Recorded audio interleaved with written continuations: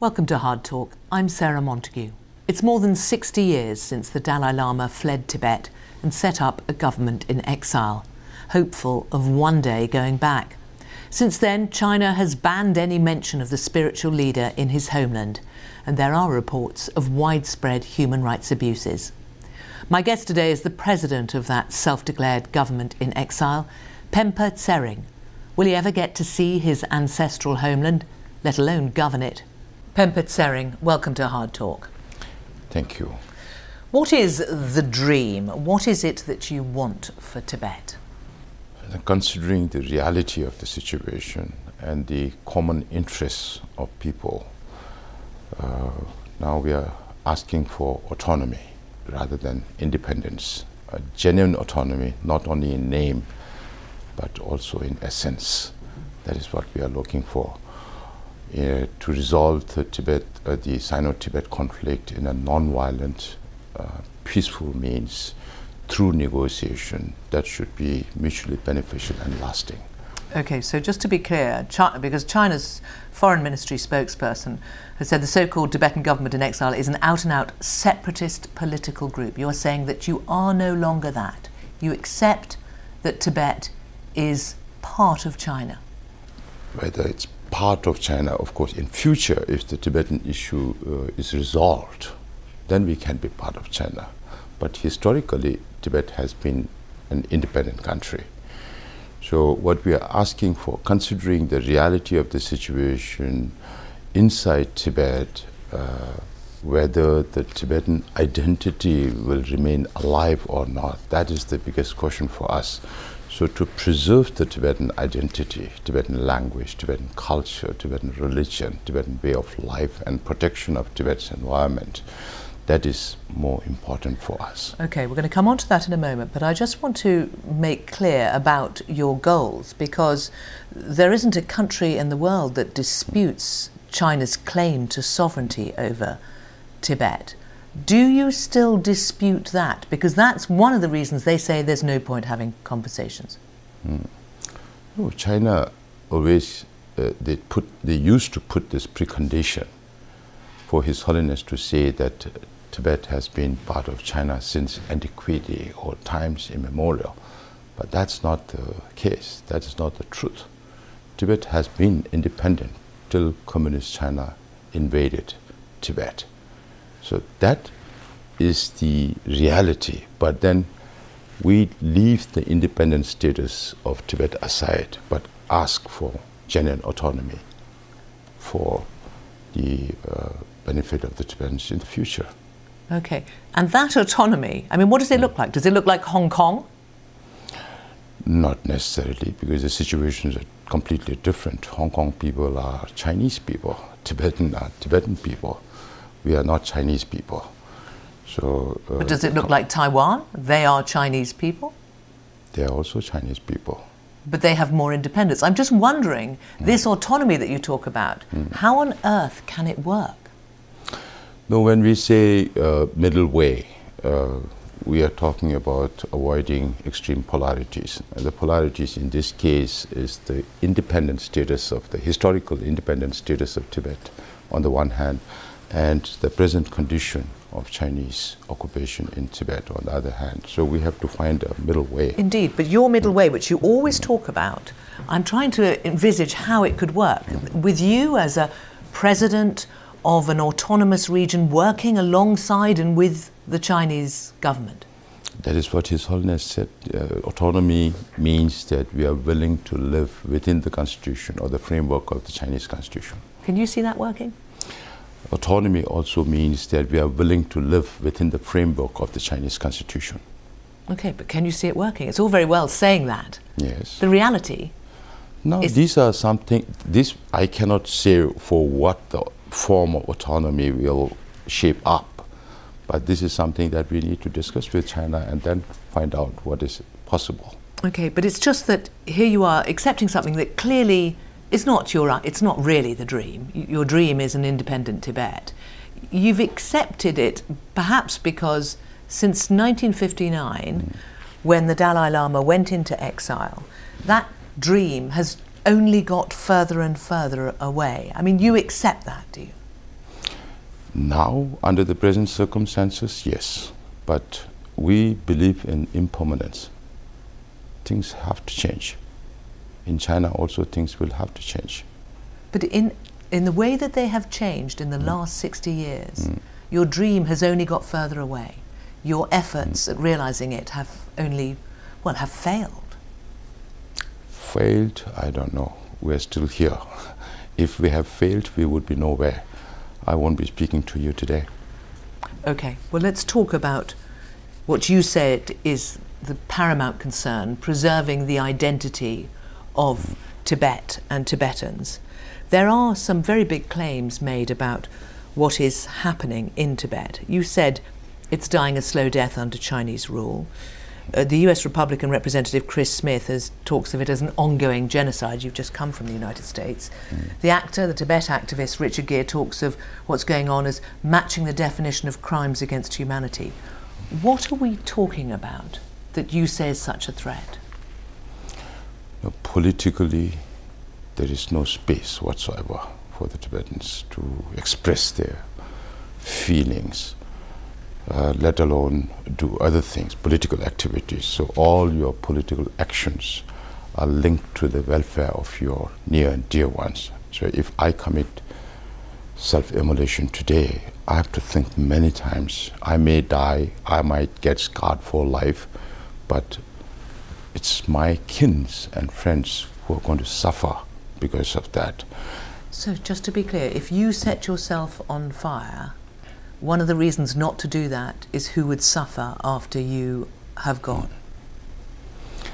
That is what the Chinese government does. All your actions are linked to the welfare of your near and dear ones. That is the gridlock system, where people don't have, so you have to think many times. As I mentioned, 157 Tibetans self-immolated so far, hoping against hope that the Chinese government will pay some attention to their plight, or hoping against hope that the international community will come to their rescue.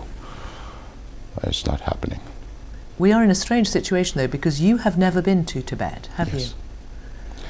That's why to fulfill my emotional needs, I try to go to the Indo-Tibetan border as much as possible to see Tibet from the other side. But what do you know about what it's like there? Because you make claims about the claims that we're talking about. Do you know how the welfare of the people of Tibet is best served? We have Tibetans coming out from Tibet. We have our network of information. So we study the situation inside Tibet. We know what's happening there. Paint us a picture, if you will, about the kind of things that you're talking about, which are eradicating the identity of the Tibetans. Just like every other culture, the Tibetan Buddhist culture is also based on Tibetan language. Now today, the Chinese government policies and programs are all aimed at eradication of the Tibetan language. At one time, I really used to fear demographic aggression from China. Of course, there are more Chinese in Tibet than Tibetans. But now they have changed their tactic. And now they have started colonial-style boarding schools, where children from 3 to 6 years old, a few years back was only several hundred in boarding schools. Can I just pick you up on something you said there? There are more Chinese in Tibet than Tibetans. There are 3.5 million people in Tibet. That also depends on how you define Tibet geographically. Indeed, but in the autonomous region of Tibet, it's understood that there are 3.5 million people. How many of them are Tibetan and how many of them are Chinese, do you know, roughly? Roughly, we still have problems in counting military and the temporary laborers who keep moving in and out. But otherwise, in the whole of Tibet, in the whole traditional Tibet, we are counting about 7 million Tibetans. But that is around the world and in China. What I'm wondering is that in the Tibetan autonomous region, the area that we're talking about, you said that there are more Chinese than Tibetans, but there aren't, are there? Not according to the census. Yeah, that census again, if you look at the Chinese census of 2020, how definitive it is in terms of defining residences or hukou system. So, yes, it's just that Professor Andrew Fisher, who's a Tibet expert at the Institute of Social Studies at The Hague, in The Hague, he looked at the census and he says the Han Chinese population, it is increasing, but from a very low base, and it still is a small minority in the country, in the nation. That depends on how much you trust the Chinese numbers. So you think what, there has been a deliberate policy of allowing Han Chinese people to move there? That has been there. Now it is not as much as we feared. That's what I was pointing out. So if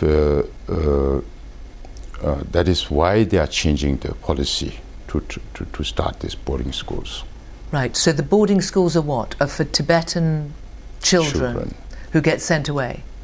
Who are sent to boarding schools, and in these boarding schools, then you are taught Chinese.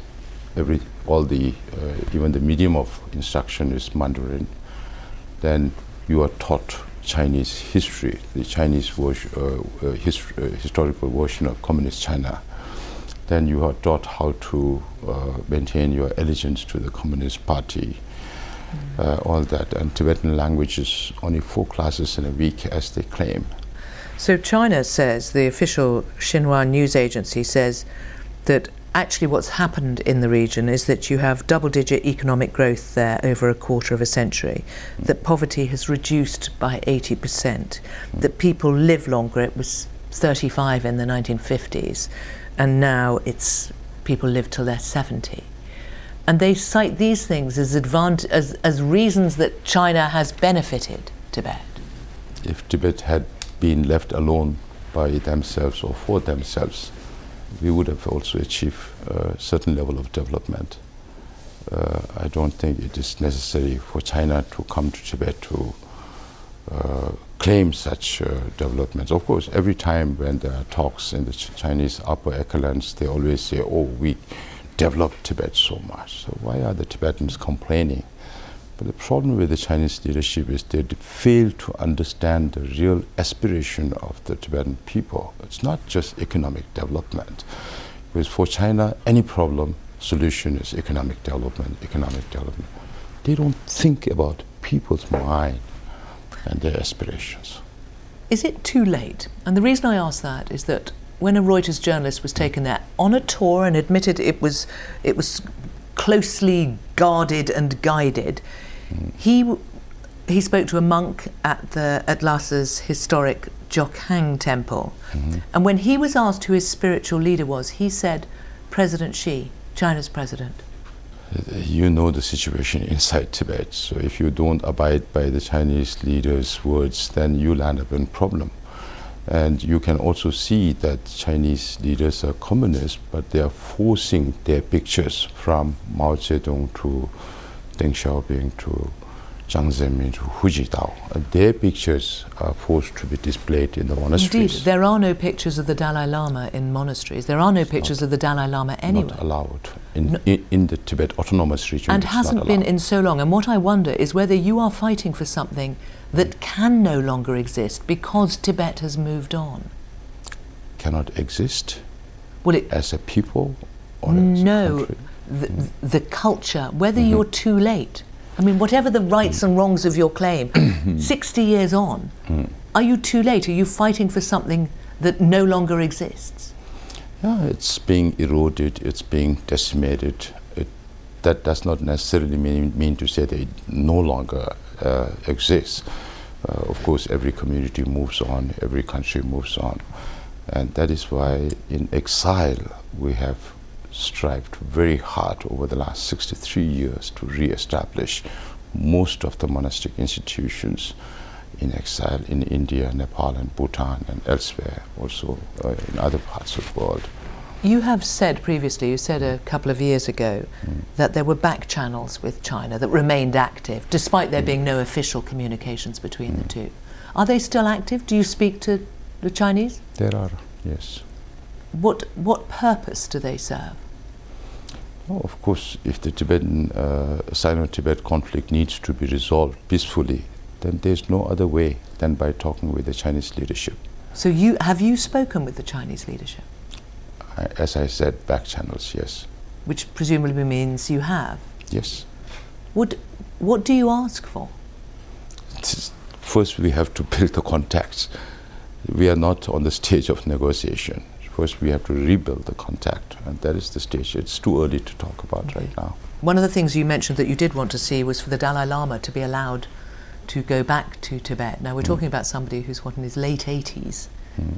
Is there any chance that you can see of that happening? Let us see in the next months and years. We are really hoping that he will be able to go back to Tibet, but that does not necessarily mean to say that he will stay back in Tibet. So if he gets the opportunity to go to China and Tibet, he will go, but he will return back to India. Okay, what's making you hopeful that he'll be able to go there, even on a short visit? We always remain positive. We always remain hopeful. If it is not hope, then we would not be where we are today. Right. I want to talk about the Dalai Lama now and what he's done, because Fan Chun-wen, the Secretary for Tibet's Department of Education, said since Dalai defected, he hasn't done anything good for the Tibetan people. How do you reply to that? That's what they always say, and you know we all know what His Holiness has been doing over the last 63 years. Inside Tibet, there's no way he can do anything other than inspire people, and it's because of him that Tibetans are desisting from any kind of violence. It's not because Tibetans cannot take up violence. His Holiness said, if you take up violence, I will no more be responsible for the Tibetan cause. So that itself is an influence of the of His Holiness on the Tibetans, and improving situation inside Tibet is not in his hands, but in exile. Over the last 63 years, we managed to establish compact communities. In these compact communities, we started our schools, our monastic institutions, our cultural institutions, and so on. And that's how we survive today. Well, let's talk about what happened in February, when the Dalai Lama, at a public and a filmed event, kissed a young boy on the lips, and he said to him, "Suck my tongue." How do you explain that? This was a little bit out of the way. I have not seen His Holiness in that sense in my 25 years of association. You were surprised?